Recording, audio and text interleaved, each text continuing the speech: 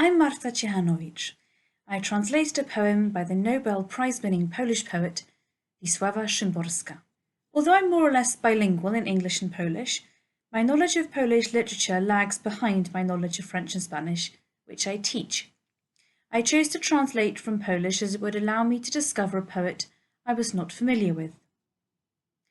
I was drawn to this poem, Radość pisania, the joy of writing, at first for the sheer beauty of its imagery, a doe running through a wood, which evokes the forests of Poland. But the real genius of this poem is the sustained dual narrative of hunting and writing, Szymborska's exploration of the power of the poet to create, preserve, and destroy.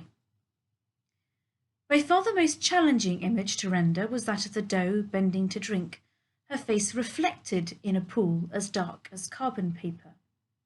I replaced this image with one of the deer dipping her muzzle in a pool to suggest a pen in an ink pot or ink bleeding into water, which extends Szymborska's original complex metaphors of the implements of writing. The Joy of Writing by Wisława Szymborska. The Written Doe.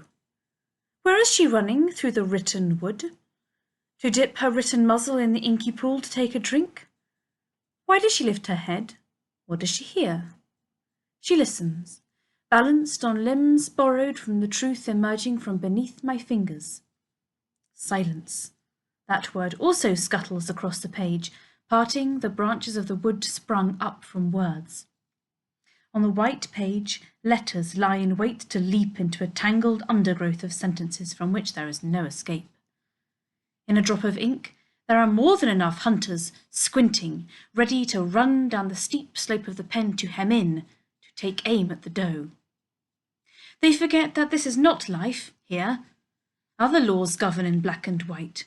The blink of an eye lasts as long as I command, will split into future fragments full of bullets stopped mid-flight. Unless I say so, nothing here will change. Unless I will it, not even a leaf will fall, nor will the doe break the sedge beneath her hoof. So is there such a world on which I rest my fate, in which I bind time in symbolic chains, world without end at my command? The joy of writing, the power of preserving, taking revenge against the hand of death.